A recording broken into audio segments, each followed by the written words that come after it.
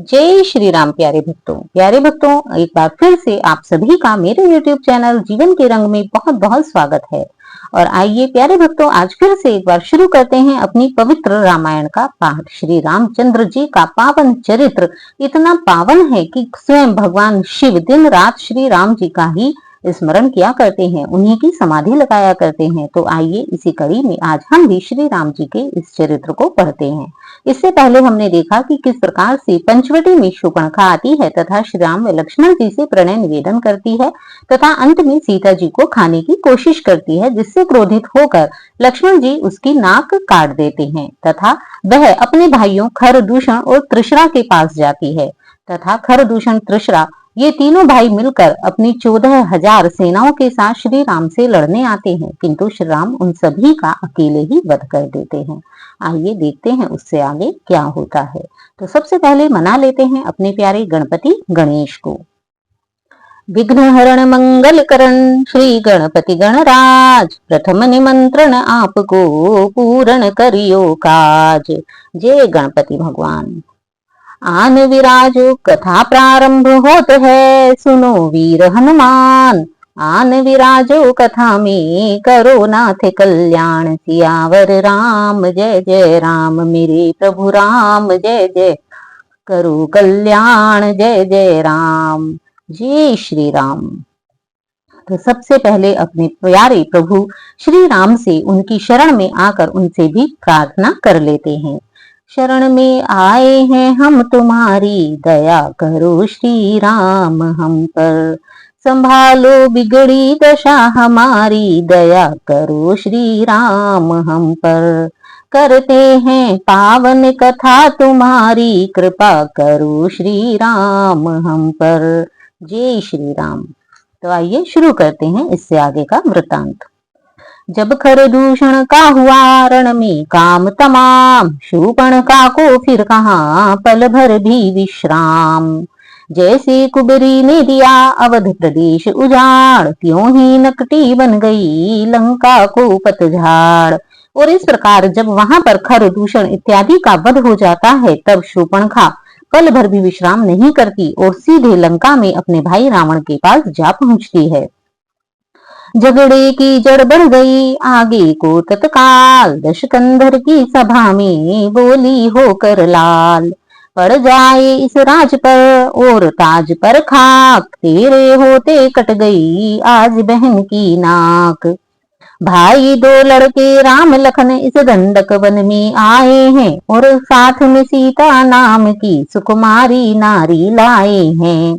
बाके हैं और लड़ाके हैं, गोया शमशीर उन्हीं की हो, यूं पंचवटी में रहते हैं जैसे जागीर उन्हीं की हो।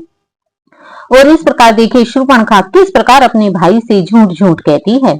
मैं उधर अचानक निकल गई, उस नारी से मिलना चाहा, इतने में छोटे तपसी ने मुझसे कुछ छल करना चाहा। जब मैंने तेरा नाम लिया तो उसने मुझको दी गाली, फिर मेरे कान कतर डाले, मेरी यह नाक काट डाली। मेरी तो नाक गई सो गई, अब अपनी नाक संभालो तुम, जग में जब ऊंची नाक नहीं तो नकटा नाम धरा लो तुम। आ गया नाक में दम मेरा, नाकारे तेरी दुहाई है, भगनी की नहीं हंसी है यह, भाई की लोक हंसाई है। शूर्पणखा को इस तरह देखा जब गमगीन, रावण उठ बैठा तभी कहा उठा कर तीन। इस प्रकार जब रावण ने शूर्पणखा को इस प्रकार से गमगीन अवस्था में देखा, तब रावण भी वहां पर गुस्से में होकर अचानक बैठ गया। नारी की नाक उड़ाने में होती है नाक नहीं ऊंची, अबला पर हाथ उठाने में उठती है धाक नहीं ऊंची। यह समाचार यह दुराचार क्या खरदूषण से नहीं कहा, उसका तो वही अखाड़ा है उस कुलभूषण से नहीं कहा। तब रावण कहते हैं कि यदि तुम्हारी नाक इस तरह कट गई थी, यदि तुम पर इस तरह अत्याचार हुआ था, तो क्या तुमने वहां पर ही खरदूषण से नहीं कहा। वह बोली मुझ पर हुआ जब यह अत्याचार, पहले उन पर ही गई कहा सब समाचार। वे सेना लेकर गए वहां, अत्यंत घोर संग्राम किया, लेकिन उस पे बड़े तपस्या ने उन सबका काम तमाम किया। पृथ्वी पर नदी की रुधिर की थी, लाशों पर लाशें पटती थी, मैं देख रही थी खड़ी खड़ी उन सब की गर्दन कटती थी। यह सुनते ही हो गया मौन निशाचर राय, सोचा मेरी मोक्ष का पैदा हुआ उपाय। इस प्रकार जैसे ही शूर्पणखा रावण को बताती है कि हे भाई, मैंने पहले खरदूषण से ही कहा था, किंतु उन सभी को तथा उनके साथ 14,000 राक्षसों को भी उस अकेले एक बड़े तपसी ने यानी श्री राम ने मार दिया। तब रावण अचानक समझ जाता है कि जिस एक ही व्यक्ति ने उन सबको मार दिया, इसका अर्थात वे कोई स्वयं साधारण इंसान नहीं अपितु स्वयं नारायण है, और उन्हीं के हाथों मर के अब मुझे भी मोक्ष मिलेगा। जब एक अकेली ताकत ने इन सब वीरों को मार दिया, तो फिर निश्चय यह सिद्ध हुआ नारायण ने अवतार लिया, क्योंकि उन सभी को मारना किसी अकेले के बस की बात नहीं थी। अपना परिचय देने ही को दिखलाई है यह युक्ति मुझे, इस रण के कारण मिलनी है पिछले ऋण से सब मुक्ति मुझे। निश्चय ही वे अवतारी हैं, तो वैर भाव ही रखूंगा, दूसरे जन्म का बंधन भी उनके ही द्वारा तोड़ूंगा। यह मौत नहीं है मोक्ष है, यह लड़ना है नहीं मिलन है यह, वह भी हो शर भी उनका हो, तो भवसागर तरना है यह। इन्हीं विचारों ने किया कुछ क्षण तक आनंद, भक्ति भाव फिर कर लिया मन मंदिर में बंद। प्रकट हुई बोही कुटिल, नेत्र हो गए लाल, चला एकदम तड़प कर ली तलवार निकाल। बोला वे काटे नाक कान फिर जिंदा रही जमाने में, तो टूटे 20 भुजा मेरी लानत है शस्त्र उठाने में। तुम बैठो थोड़ी धीर धरो, मैं गंडक वन में जाता हूँ, इस नाक काटने का बदला दोनों से अभी चुकाता हूँ। इस प्रकार वह कहता है कि हे बहन, तुम अब यहीं पर रुको, अब मैं तुम्हारी नाक का बदला चुकाने वहां जा रहा हूँ। यह कह निश्चर चल दिया, होनी हुई सवार, जल्दी में परिणाम का रहता नहीं विचार। लंका में मारीच था बड़ा चतुर रणजीत, उससे ही जाकर कहा सुन ओ सच्चे मीत। लंका में ही रावण का एक मित्र मारीच रहता था, जो कि वेश आदि बदलने में बहुत ही प्रवीण था। तब रावण उसके पास जाता है। संकट में संग हो प्यारे के, अपने प्यारों का कर्म वही, न्योछावर राज मुकुट पर हो है प्रजाजनों का धर्म यही। 2 तपसी लड़कों ने वन में यह करनी बेहुदा की है, खरदूषण तृषरा मारे हैं, नकटी श्री शूर्पणखा की है। इस कारण पत्थर का जवाब अब पत्थर ही से देना है, कट गई नाक बहन की तो पत्नी उनकी हर लेना है। तू चल कर माया मृग बन जा, मैं बाबा जी बन जाऊंगा, तू राम लखन को बहकाना, मैं सीता को हर लाऊंगा। इस प्रकार रावण मारीच से कहता है कि हे मारीच, अब हमें उनसे बदला लेना है, इसलिए तू वहां जाकर हिरण बन के उनको वहां से दूर ले जा, और मैं पीछे से सीता को हर लूंगा। यह सुनकर मारीच ने कहा कलेजा थाम, बंद करो मुंह लिया है तुमने किसका नाम। क्योंकि यह मारीच वही था जिसे ताड़का वध के समय यह मारीच पहले विश्वामित्र के आश्रम में रहता था, और जब बाल्यकाल में श्री राम जी विश्वामित्र के आश्रम में उनके यज्ञ की रक्षा करने गए थे, तब श्री राम जी ने बाकी राक्षसों को तो मार दिया था, किंतु मारीच को एक ऐसा बाण मारा था कि वह वहां से 100 योजन दूर यहाँ लंका में आकर गिरा था। इसीलिए मारीच श्री राम की शक्ति को भली भांति जानता था। वह विश्वामित्र यज्ञ वाला अब छुटा प्राण आंखों में है, जिसने 100 योजन पर फेंका वह राम बाण आंखों में है। वह नाम कान में आते ही जूड़ी सी चढ़ती जाती है, बरसों की चोट पुरानी वह फिर आज उखड़ती आती है। उन सूर्यवंश के सिंहों को माया मृग क्या बहकाएगा, जाएगा प्राण पखेरु तो पिंजड़े से ही उड़ जाएगा। खरदूषण तृषरा संहारक साक्षात पूर्ण नारायण है, सीता अवतार शक्ति का है, शेषावतार श्री लक्ष्मण है। इस प्रकार वह भी उन्हें पहचान कर तुरंत रावण से कहता है कि हे रावण, वे कोई साधारण इंसान नहीं है कि मैं उन्हें बहका सकूं, वे तो साक्षात नारायण हैं। सती संत गुरु ब्राह्मण पास पड़ोसी खास, हाकिम वैद रसोईया घर का भेदी दास। जो इनसे वैर बढ़ाते हैं वे आखिर मारे जाते हैं, वे मौत मौत के घाट वही बेवक्त उतारे जाते हैं। हरना है तो निज दोष हरो, सीता का हरना ठीक नहीं, करना है तो शुभ कार्य करो, चोरी का करना ठीक नहीं। अच्छे कर्मों के करने से ग्रह में प्रकाश हो जाता है, पर नारी घर में लाने से घर का विनाश हो जाता है। अच्छाई में अच्छी न देर वह कर ही डालो, अच्छा है पर बुरी बात को जैसे हो जितना भी टालो अच्छा है। रावण बोला वाह रे, तू तो है दुर्वेश, मैं सुनने आया नहीं तुझसे यह उपदेश। याद नहीं यदि नहीं साथ देगा मेरा, तो सारा ज्ञान भुला दूंगा, सीता को हरने से पहले यमपुर तुझको पहुंचा दूंगा। रावण की यह बात सुन कांप उठा मारीच, सोचा यद्यपि काम यह सब प्रकार है नीच। इस प्रकार जैसे ही मारीच उसे इस काम के लिए मना करता है, रावण उसे मार डालने की धमकी देता है, जिस कारण मारीच डर जाता है। परवश क्या है, परवशता है, सब भांति मौत ही आई है, इस ओर कुएं में गिरना है, उस ओर गिरूं तो खाई है।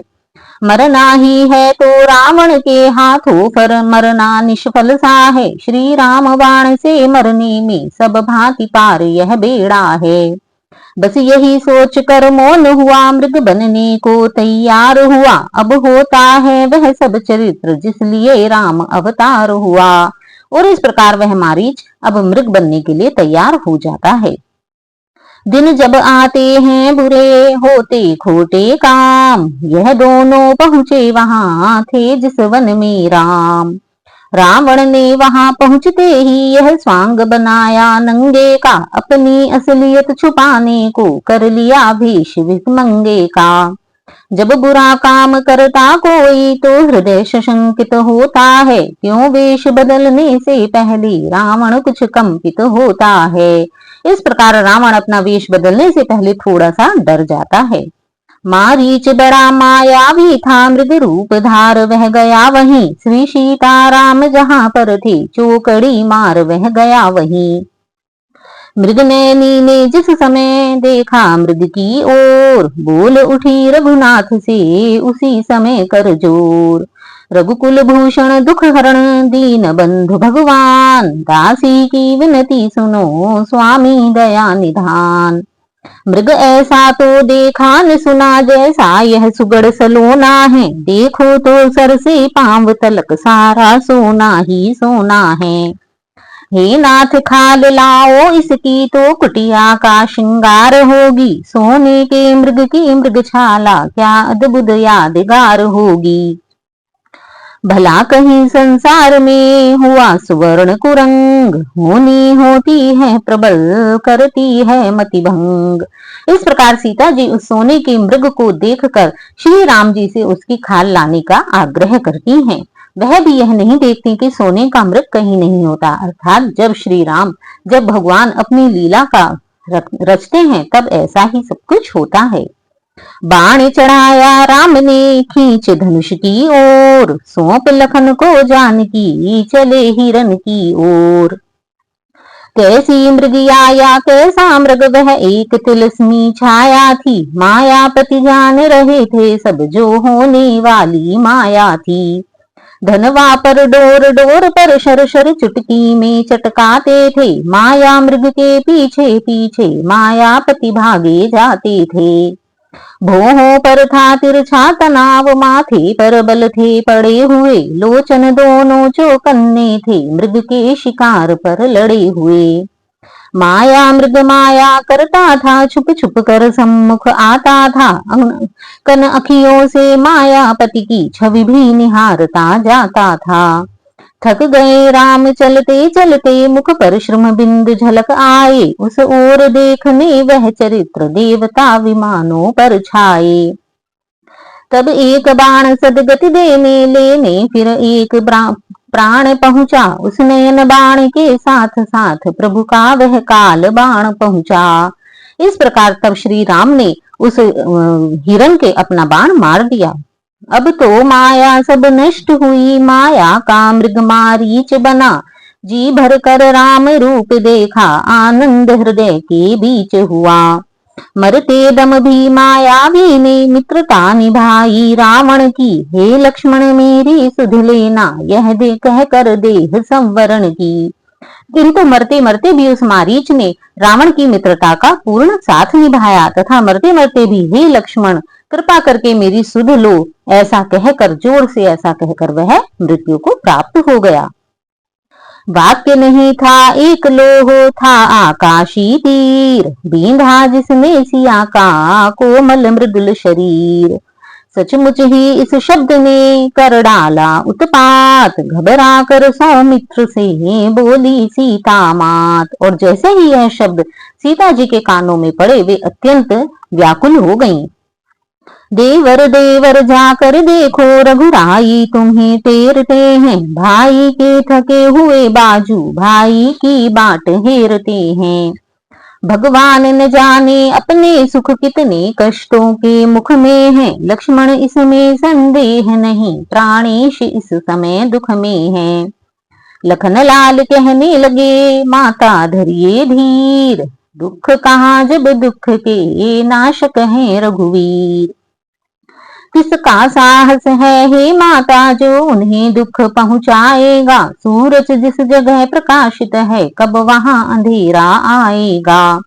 अच्छा माना दुख आया भी तो दुखी नहीं कर पाएगा, आनंद कंद के दर्शन कर सुख का स्वरूप बन जाएगा। इस समय धर्म मेरा है, यह यहाँ रहूं आपकी रक्षा पर, सर्वस्व निछावर है मेरा अपने भाई की आज्ञा पर। यह वन विशाल है व्याघ्र ब्याल भय, चारों ओर घनेरा है, माँ तुम्हें अकेला छोड़ूं मैं, कर्तव्य नहीं यह मेरा है।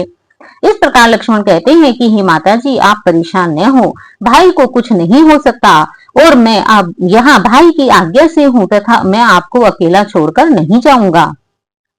जैसी हो भवितव्यता होता वही सदैव, होनी अनहोनी नहीं कर सकते हैं देव। किंतु कहते हैं कि जैसी होनी होती है वह तो होकर ही रहती है। बोली सीता बोली, अब मैंने जान लिया, मतलब का भाई चारा है, तुम घर से वन जो आए हो, इसमें कुछ स्वार्थ तुम्हारा है। सच है प्रपंचियों में रहकर सुख पाता नहीं कहीं कोई, भाई सा जग में मित्र नहीं, भाई सा शत्रु नहीं कोई। वचन न थे यह वज्र सा, गिरा लखन पर एक, रुए रुए पर टूट कर टुकड़े बने अनेक। इस प्रकार सीता जी क्रोध में लक्ष्मण जी को कह देती हैं, जिससे लक्ष्मण जी बहुत दुखी होते हैं। उस शुद्ध हृदय में जाते ही वे टुकड़े रो रो कर निकले, मिल सकी न जगह ठहरने की, तो आंसू हो कर निकले। पल भर भी लखन लाल जी पर उन वाक्यों का न प्रभाव रहा, वह निर्मल निष्कलंक सेवक वैसा ही सरल स्वभाव रहा। तब सकुचाई जानकी और हो गई मौन, सहनशील से दुर्वचन कह सकता है कौन। कुछ क्षण के उपरांत फिर बोली सीता बैन, तुम सच्चे भी हो लखन तो भी मैं बेचैन। मेरी तुम कुछ चिंता न करो, रक्षक हैं सर्वेश्वर मेरे, तुम जाओ वहीं चले जाओ, जिस जगह गए प्रभुवर मेरे। इस प्रकार सीता जी पुनः लक्ष्मण जी से कहने लगती हैं, माता तुम मुझे समझते हो तो आज्ञा मानो माता की, मैं आज्ञा तुमको देती हूँ, जाओ सुध लेने भ्राता की। आज्ञावश अब विवश थे लक्ष्मण आज्ञावंत, जाने को प्रस्तुत हुए कहने लगे तुरंत। पवन देव तुम साक्षी हो, हे पक्षी गणों गवाह तुम्ही, मेरे इस धर्म नाव के अब हे सूर्य देव मल्लाह तुम्ही। आज्ञा पालन करता हूँ मैं, बस इतना है संतोष मुझे, रघुराई अगर उलाहना दे कह देना तुम निर्दोष मुझे। इस प्रकार जब माता सीता उन्हें आज्ञा दे देती हैं, तब उनकी आज्ञा से विवश होकर लक्ष्मण जी वहां से चल पड़ते हैं। जाते जाते भी उन्हें इतना रहा विवेक, सीता के चारों तरफ रेखा खींची एक। फिर बोले जाता हूँ मैं अब तुम सावधान होकर रहना, आज्ञा के भीतर दास रहा तुम रेखा के भीतर रहना। इस प्रकार लक्ष्मण जी वहां सीता जी के चारों ओर रेखा खींच देते हैं, जिसे हम आज भी लक्ष्मण रेखा कहते हैं। दोस्तों, ये रेखा वास्तव में कोई सामान्य रेखा नहीं थी, अपितु एक बहुत बड़ी विद्या थी, जिसके विषय में मैं अलग से किसी वीडियो में आपको बताऊंगी। इस रेखा का उल्लंघन कर जो पर्णकुटी में आएगा, है आन उसे यह लक्ष्मण की वह वहीं भस्म हो जाएगा। पक्षियों तुम्ही अब रक्षक हो, तुम पर ही अपना घर सौंपा, हे पंचवटी हे पर्णकुटी, सीता माँ को तुम पर सौंपा। यह कहकर लक्ष्मण चले, चला न जाता हाय, बछड़ा चलता जिस तरह है छोड़ थान पर गाय। जाते ही श्री लक्ष्मण के आया कपट निधान, सीता जी के कान में पहुंची यह मृदुतान। और जैसे ही लक्ष्मण जी वहां से जाते हैं, वैसे ही वहां पर रावण एक ब्राह्मण का वेश बनाकर आ जाता है। बाहर तन की शुद्धि को होता जैसे नान, भीतर मन की शुद्धि को है वैसे ही दान। सीता की आंखों ने देखा बूढ़ा सा जोगी आता है, आवाज उसी जोगी की है, वह ही जोगी कुछ गाता है। एक तारा भी है हाथों में, बस उसे बजाता आता है, मीठी मीठी लयकारी में वह गीत लगाता आता है। इसी तरह गाता हुआ चारों ओर निहार, सीता से कहने लगा दोनों हाथ पसार। हे माई मुझको भिक्षा दो, स्वाभिमान रहे आला तेरा, भगवान तुझे जीता रखे, हो सदा बोल बाला तेरा। मांग रहा है द्वार पर भिक्षा अतिथि अनाथ, गृह लक्ष्मी लौटा दे कैसे खाली हाथ। मध्याह्न काल के भोजन को कुछ फल कुटिया में रखे थे, लेकिन इस मृग के झंझट में अब तक न किसी ने चखे थे। अपने खाने का सोच नहीं, यदि है तो सोच भिखारी का, अच्छा हो चाहे बुरा किंतु मुश्किल है धर्म गृहस्थी का। उस रेखा के भीतर ही से बोली लो जोगी बाबा, लो कुटिया में जो फल हाजिर है वह देती हूँ, लो भिक्षा लो। दो इतना आशीर्वाद हमें, उद्देश्य हमारा नष्ट न हो, आए शिकार से कुशल सहित स्वामी को कोई कष्ट न हो। इस प्रकार सीता जी नारी स्वभाव के अनुसार ही उस योगी को भिक्षा देने लगती हैं तथा श्री राम जी की कुशलता की कामना करती हैं। भिक्षा लेने के लिए आगे बढ़ा फकीर, ठहर गया जब बीच में देखी एक लकीर। इतने में यह मालूम हुआ वह रेखा रंग बदलती है, जब आगे पांव बढ़ाया तो देखा ज्वाला सी जलती है। सोचा यह कोई माया है या तेज किसी जोगी का है, अथवा सीता है महाशक्ति सत इसी महान सती का है। रेखा उल्लंघन करता है जो निश्चय अभी मरण तेरा, कैसा सीता का हरण यहाँ होता है प्राण हरण तेरा। इस प्रकार जैसे ही रावण उस रेखा को देखता है, वह समझ जाता है कि यदि वह रेखा को पार करके अंदर जाएगा तो निश्चय ही यही मृत्यु को प्राप्त हो जाएगा। यह सोच समझ हट कर बोला, रेखा से बाहर आ माई, जोगी लेते हैं नहीं कभी इस तरह बंधी भिक्षा माई। सीता ने कहा क्षमा कीजिए रेखा यह छूट नहीं सकती, यह आन लखन देवर की है जो मुझसे टूट नहीं सकती। वह बोला तोड़ो नहीं तुम देवर की आन, बाबा भी लेगा नहीं इस प्रकार का दान। अब सीता ने सोचा अगर दिया न इसको दान, गृहस्थियों के धर्म का होता है अपमान। इस प्रकार सीता जी अब धर्म संकट में पड़ जाती हैं कि यदि उन्होंने घर आए भिखारी को अतिथि का सम्मान नहीं किया, उसे भिक्षा नहीं दी, तो यह बहुत बड़ा अपमान होगा। देवर की आन रहे न रहे, रखूंगी धर्म गृहस्थी का, अब मैं रेखा का ध्यान छोड़ करती हूँ कर्म गृहस्थी का। देखो क्या ऊंचा व्रत है यह, कितना यह भाव विलक्षण है, इस सियाहरण की लीला में आतिथ्य दान ही कारण है। भूली इस कर्तव्य में सीता इतना ज्ञान, पहले जांचे पात्र को फिर दें उसको दान। किंतु इसी बीच सीता जी यह भूल गई कि यद्यपि दान देना एक बहुत ही महान कर्म है, किंतु इसी के साथ हमें यह भी देख लेना चाहिए कि हम दान किसे दे रहे हैं। रेखा के बाहर आते ही उस जोगी ने बाना बदला, रावण रावण हो गया वहीं सब ठाठ फकीराना बदला। बोला सीता हो सावधान, अब तू मेरे पंजे में है, मैं लंका का पति रावण हूँ, तू रावण के कब्जे में है।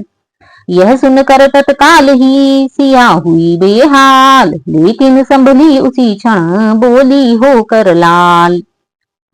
ओ दुष्ट खड़ा रह खबरदार, स्वामी अब आने वाले हैं, जो धनुष तोड़ कर लाए हैं वे ही मेरे रखवाले हैं। अब तक मैं उस रेखा में थी, अब मैं सत की रेखा में हूँ, अब लाहूं इतना बल है मैं पतिव्रता की रेखा में हूँ। तू क्या संसार अगर आए तो भी बल तोल नहीं सकता, सतवंती के सत के आगे ब्रह्मा भी बोल नहीं सकता।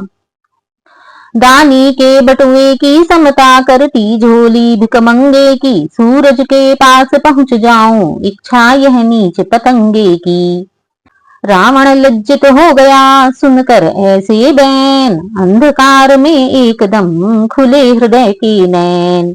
देखा उसने एक समय एक अपूर्व प्रकाश, नया विश्व पृथ्वी नई नया स्वर्ग आकाश। तभी रावण को ऐसा लगता है कि जैसे सीता जी ही नहीं, वहां पर कोई अपूर्व प्रकाश आ गया है। मानो नवीन घन मंडल सा संपूर्ण सृष्टि के ऊपर है, उसमें ज्योतिर्मयी मूर्ति एक सोने के सिंहासन पर है रोम रोम में तारा गण चंद्रमा सूर्य भ्रुकुटी में है चारों दिशा भुजा चारों और सब उदय अस्त चुटकी में है। अब जिधर देखता है रावण वह मूर्ति उधर ही रहती है, मानो रावण के कानों में वह मूर्ति भी यह कहती है। इस प्रकार तुरंत ही रावण को वहां सीता जी के महाशक्ति होने के अपने मन में ही उसे मानो दर्शन हो जाते हैं, जिसे देखकर वह समझ जाता है कि ये सीता कोई साधारण स्त्री नहीं अपितु महाशक्ति है।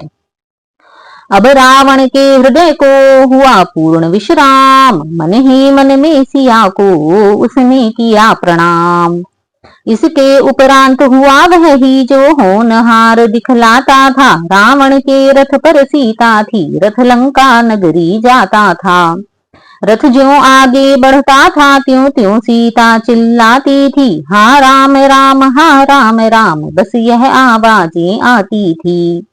देखा गिद्ध जटायु ने जब यह अत्याचार, सहन न वह कर भी कर सका ऐसा हाहाकार।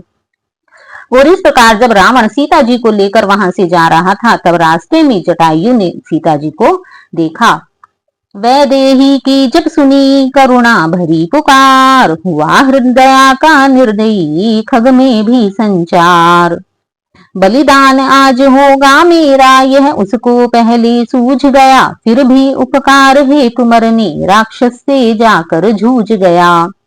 यद्यपि जटायु ने रावण को देखकर यह समझ लिया कि यदि मैं इससे लड़ता हूं तो निश्चय ही मेरे प्राण आज चले जाएंगे, लेकिन फिर भी मैं अपने सामने अत्याचार नहीं होने दूंगा, और यह सोचकर ही जटायु रावण से लड़ने चला जाता है।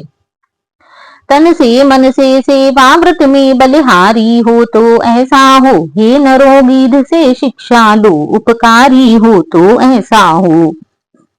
चोरी जब पकड़ी जाती है तो चोर जरा घबराता है, त्यों ही लड़ता तो है रावण पर कुछ डरता भी जाता है।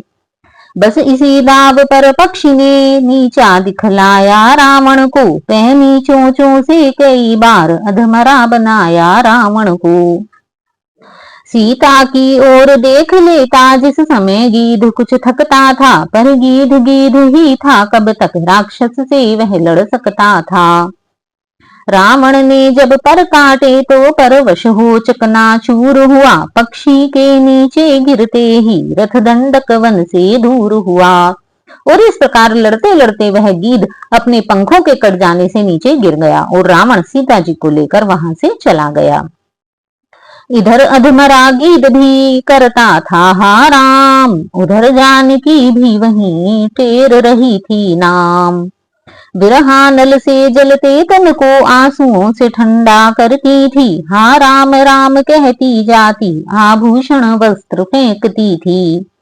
रथ पहुंचा ऋष्यमुख पर जब तब वानर देखे सीता ने, कुछ अपने भूषण वस्त्र सहित उस दिश भी फेंके सीता ने। इस प्रकार सीता जी वहां पर अपने गहने उतार उतार कर फेंकती जा रही थीं, जिससे कि श्री राम उन गहनों के सहारे उन्हें ढूंढ लें। और जब वह रथ ऋषिमुख पर्वत से ऊंचा जाता है तब वहां पर कुछ वानर बैठे हुए थे जो कि सुग्रीव के मित्र थे। तब सीता जी वहां पर भी थोड़े से गहने फेंक देती हैं। ज्यों ज्यों दक्षिण में चंचल रथ आगे को चलता जाता था, त्यों त्यों पश्चिम में सूरज भी नीचे को ढलता जाता था।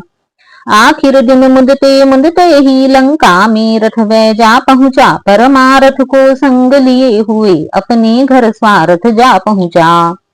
ले जाने लगा महल में जब रावण रघुकुल की महिला को, नलकूबर का आ गया याद उस समय श्राप उस योद्धा को। यदि किसी सती को बरियाई महलों में अपने लाएगा, तो उसी समय मस्तक तेरा टुकड़े टुकड़े हो जाएगा। और इस प्रकार जैसे ही रावण सीता जी को अपने महल में ले जाने लगता है, वैसे ही उसे नलकूबर के द्वारा दिया गया श्राप याद आ जाता है, क्योंकि एक बार रावण ने नलकूबर की पत्नी वृंदा के साथ जबरदस्ती उसके साथ उसने बुरा कर्म करना चाहा था और तब वृंदा की मृत्यु हो गई थी। किंतु उसी समय उसके पति नलकूबर ने रावण को यह श्राप दे दिया था कि हे रावण, यदि आज के बाद तूने किसी भी स्त्री को उसकी इच्छा के विरुद्ध अपने महल में ले जाना चाहा, तो उसी समय तेरा यह मस्तक टुकड़े टुकड़े होकर गिर जाएगा और उसी समय तेरी मृत्यु हो जाएगी। यही बात याद करके रावण सीता जी को अपने महल में नहीं ले जाता और उन्हें अशोक वाटिका में ठहरा देता है। यदि किसी सती को बरियाई महलों में अपने लाएगा, तो उसी समय मस्तक तेरा टुकड़े टुकड़े हो जाएगा। इस भय से सोचा काम नहीं ऊंची ऊंची अटारिका में, है उचित ठहराना सीता को कुछ दिनों अशोक वाटिका में। बस वही हुआ जो लिखा है श्री वाल्मीकि ने श्लोकों में, शोकों से भरी हुई सीता ठहराई गई अशोकों में। देवी अशोक वन में पहुंची, सूरज पश्चिम में जा पहुंचा, जगदम्बा का पहरा देने चंद्रमा सामने आ पहुंचा। विधि की आज्ञा से इंद्रदेव विरहिन को धीरज बंधा गए, भूख और प्यास का त्रास न हो वह हव्य सिया को खिला गए। इस प्रकार तभी इंद्रदेव वहां आते हैं और उन्हें धीरज बंधाते हैं तथा जिससे उन्हें वहां पर रहकर कभी भी भूख प्यास ना लगे, इस प्रकार से उनको हव्य खिलाते हैं। सूरराज इंद्र के जाते ही सीता हरि नाम सुमर उठी, मृग के पीछे जो रूप गया बस ध्यान उसी का कर उठी। लवलीन हो गई प्रभु में जब फिर कैसा दुख सुख ही सुख था, योगी जन जिसमें रहते हैं वह राम नजर के सम्मुख था। और इस प्रकार अशोक वाटिका में सीता जी श्री राम का ध्यान करने लगी। उधर हिरण को मार के लौटे जब रघुनाथ, आते देखा लखन को ठनका कुछ कुछ माथ। और उधर जब श्री राम जी हिरण को मार के वापस आते हैं तब उन्हें लक्ष्मण जी आते हुए दिखाई देते हैं। हे लक्ष्मण अनुज कुशल तो है, किस कारण हो अकुलाए तुम, चुप कैसे हो बोलो बोलो, क्यों हो इतने घबराए तुम। क्या हुआ बताओ तो भाई, क्यों इतने उतावले आए, किस लिए अकेली सीता को आश्रम में छोड़ चले आए। यह सुनते ही लखन ने जोड़े दोनों हाथ, बोले यह क्या कह रहे हो रघुपति रघुनाथ। क्यों आया क्या आप जानते नहीं यह राज, सुध लेना यह आप ही की तो थी आवाज। फिर लक्ष्मण जी कहते हैं कि हे भाई, आप मुझसे ऐसा क्यों पूछ रहे हो, आप ही ने तो कहा था हे लक्ष्मण मेरी सुधि लो। और यही सुनकर माता सीता घबरा गईं और उन्होंने जबरदस्ती मुझे यहाँ भेज दिया। सुनते ही श्रीमुख की पुकार चौकी, फिर घबराई माता भयभीत अधीर व्यग्र होकर अकुलाई चिल्लाई माता।